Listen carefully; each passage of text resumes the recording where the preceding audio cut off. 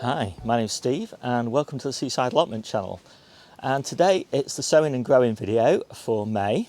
So we take a look back at what we've got growing but not harvesting around the plots, and then we take a deep dive into what we've currently got in module trays waiting to be planted out all over the next 2 or 3 weeks, and then we take a look at what we've got planned to sow in May. So without much more preamble, let's get started. So down this end, got a few tomatoes, but more importantly, I've got the oca, and I was hoping for about 10 plants, and I think I've got more than that, so I'm pretty pleased with those. They're well on now actually, I'll be planting those out quite soon. And then we've got the peppers, and I'm pretty pleased with these peppers. They're good, nice, stocky plants, so I'm pleased with those. And I've got some more down here. And then we've got the tomatoes, and again, these are looking pretty good. I'll be pleased to get those planted out. We've got a few tomatoes at home as well, just in case we had a surprise hard frost here. Then down the end there, we've got the squash, crown prince, and hurricane butternut squash. And they're looking pretty good, so I'm quite pleased with those. They're not being planted out till June though, so I don't want those to grow very fast. And what else have we got here? We've got the celery. Most of the celery is in the ground, but actually just saved a few plants there. They're looking okay. These are the New Zealand spinach, and I actually just planted some of those out. You can see on these leaves that they're quite scorched, and that's just because it's been so hot in the grow room.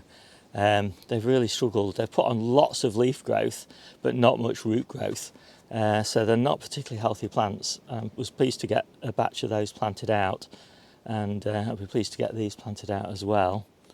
It's too cold at the moment for them though, so they need to go in a cold frame. And what else have we got? Oh, so we're on to the brassicas now. So you might remember that we had a real problem with the brassicas early on in the season. They all got scorched, and so the leaves all dried off and the plants looked incredibly unhealthy. And I thought, well, there's no way these are going to survive.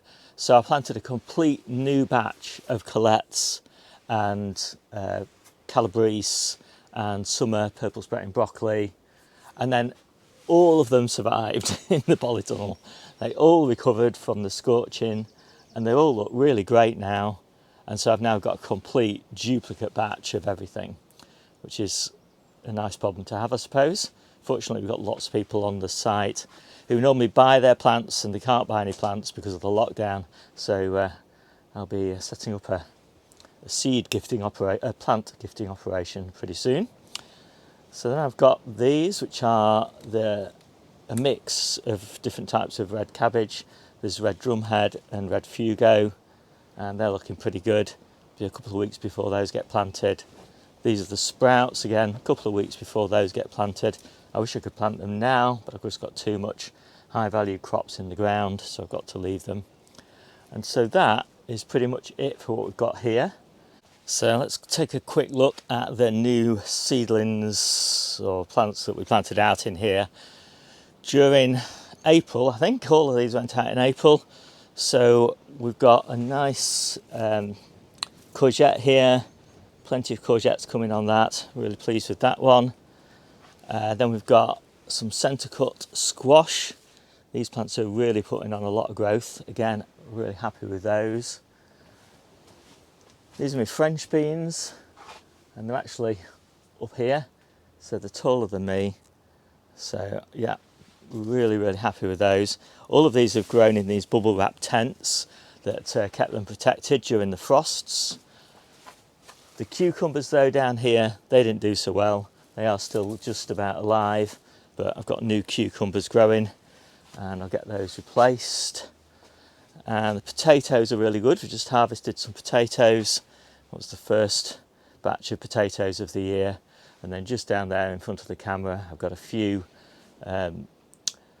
sweet corn, but most of my sweet corn are outside. I'll show you those in a minute. And then just behind the camera there, we've got the runner beans and they're not growing quite so well. They're about this high at the moment, shoulder height. So just a little bit behind the French beans, which surprised me a little bit. I thought that French beans were more kind of, needed even warmer weather than runner beans. But anyway, this evidence in here seems to be to the contrary. So I think that's pretty much everything. Oh, and then the celery. So we've got celery down here and down at the other end there, and that's growing pretty well. But it'll like it when it gets a little bit more light. And that's pretty much it. Everything else in this polytunnel is coming out probably next week. And yeah, actually we've got lots of strawberries up here, and some of them are almost ready, and they'll probably be ready tomorrow, which is pretty good. So let's take a look at the plot. So we've just prepared this little low tunnel. We moved it from over there, and in there, that's where the first of the peppers are going to go. Next batch of peppers goes in here once that spinach is finished, which won't be long now. Then in here, we've got our first courgette, and that's doing okay, pretty pleased with that. And then some New Zealand spinach in this cold frame. Had a bit of a disaster in here. All the French beans were killed in that sort of freak, really hard frost that we had. So I've got a new batch of those ready to be planted, won't be long. And what have we got in here? So we've got red rhubarb kale. This is lovely smoothie green that we grow, and it's also nice in salads. And then we've got a trumpuccino over there, which is a sort of big sprawling climbing squash, really good in summer. Yeah, so I'm pleased with the red rhubarb kale though, because a lot of the other smoothie greens will be finishing over the next few weeks, so it's nice to have that to replace it. And then my first batch of outdoor carrots here, they're doing pretty well. And over there we've got the overwintered carrots. We just started harvesting those, so we should have a pretty good continuity of supply if I did my sums right. And then got some kales, some sprouts, and some more sprouts here. And these are just fantastic. The quality of these leaves is really amazing. And we grow these as a brassica green just to see us over the hungry gap. We're not actually growing them for the sprouts, we're growing them for the abundance of leaves. And then down here we've got the overwintered onions, and I'm particularly pleased with these. These are bulbing up really nicely. No sign yet of them going to seed. You could probably start harvesting these now if you wanted some small onions, but at the moment we've got plenty of onions still in the store, so we'll give these another month at least. So yeah, really pleased with these. And these are tough ball and stir on, a mix of the two. Mostly stir on at that end, tough ball at this end. And then at this end, to protect them from the wind, we've got the main crop onions, again module sown, depending on the variety, between 2 and 4 onions per module. And then over here in this deep coal frame we've got the sweet corn, and shortly, in a few weeks time, in this one we'll have the sweet potatoes. And then in this little netted frame we just popped some parsnips, some winter carrots underneath that shade cloth, and a few Romanesco cauliflowers, and then another batch of onions with spring onions down the middle. In fact, actually these are Zebrun shallots. Our main garlic bed and broad bean bed, our overwintered shallots, again with spring onions down the centre, and a few spring cabbages that we just popped in, just on the off chance that we get a decent crop before the beans shade them out.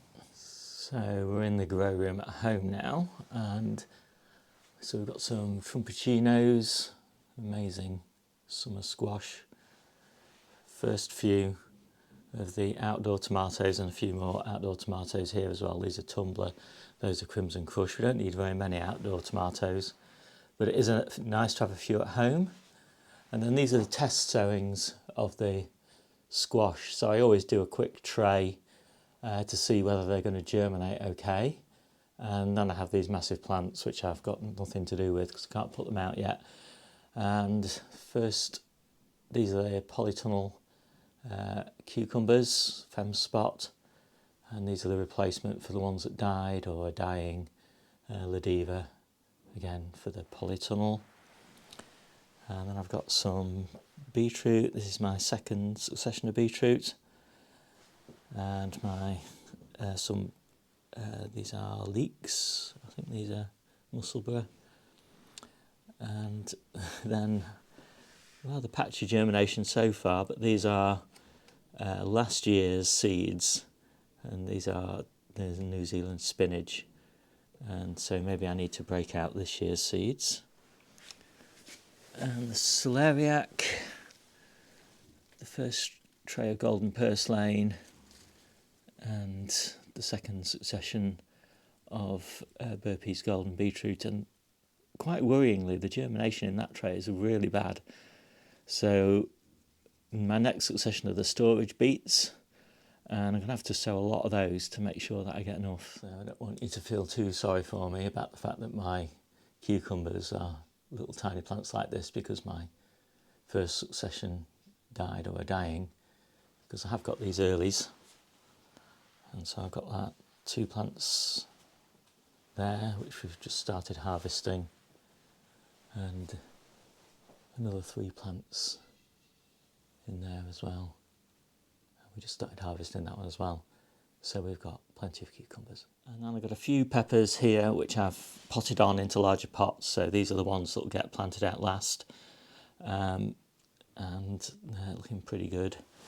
And then these are the tomatoes that I bought some grafted tomatoes, never tried them before, and they have grown absolutely huge. So all the grafted ones are here, and they're going to go into the polytunnel hopefully next week. There's a few more peppers and things behind there. Some more peppers that I potted on here, some more here.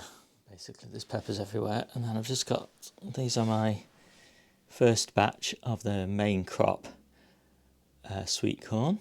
So this is the stuff that gets planted out in June. I've just chitted another batch as well, so they're in desperate need of getting potted up. And then this is just me playing around with early stuff. I don't really do very many early tomatoes, but I've got 3 in here, nearly the same height as me, and quite a few trusses on these at the moment, but the trusses are small. These are meant to be ildy, so I'll be interested to find out what they actually are when they ripen up, because ildy normally has massive trusses, which is why I grew them. Tomatoes forming. I think I've got 2 trusses so far. So Debbie bought this little greenhouse, and normally I'm really nervous about these things because they just blow away. We attached it to the wall with this batten, and so it's absolutely rock solid now.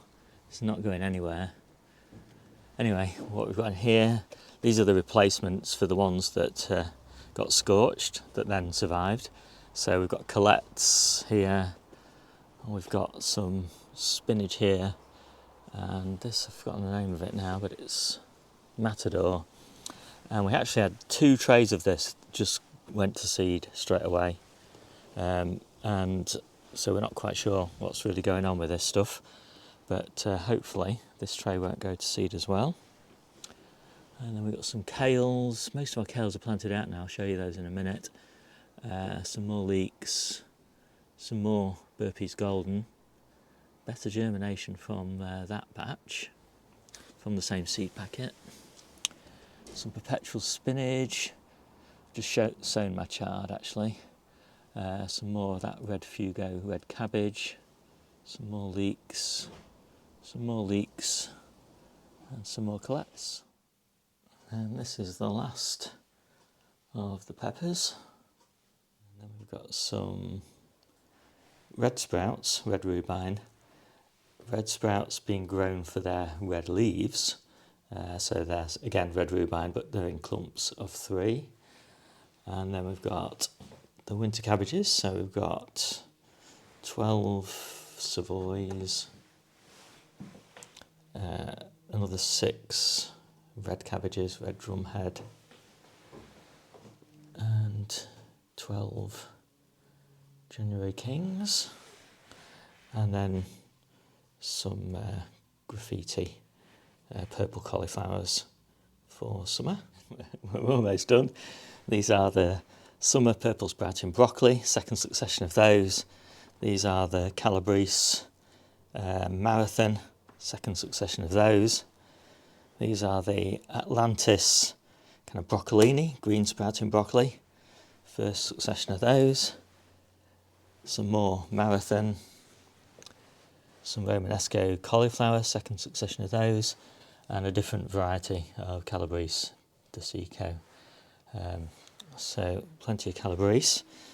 And then here, not yet germinated, we've got basically the winter cauliflowers and some more red cabbage and some early season purple sprouting broccoli. So this is sort of January, February, March. We won't sow the claret, which is the late season purple sprouting broccoli, until a bit later on. Not yet germinated cucamelons, gherkins for pickling, white Lisbon spring onions, of which we have huge quantities already in the ground, and bright lights chard. So that's our first sowing of chard, a couple more trays of that to do. And then at home we've got our second succession of kales, loads more onions and spring onions, a couple of courgettes at the back there. The second succession of the outdoor lettuces. Succession is here, along with spinach, sprouts for leaves, more lettuces, the early kales, a few more early kales with perpetual kales at the back there, and that's what the perpetual kales go into. Cuttings off the perpetual kale, and the first succession of the beetroot. We've got loads of beetroot in store, so we're not so worried. Second succession of the peas, and then we've got our back garden outdoor beans. I think French beans, runner beans, and they survive in these little tents. I've got some centre cut squash in that little tent as well. And then there's most of the potatoes on the patio. There's some more potatoes at the back. Some trial carrots in containers. And the last of the last year's carrots. And last but not least, corn salad and spring onions. So I think that's it for this video, and the next video will be what I'm sowing in May. I hope you enjoyed it, and I'll see you soon.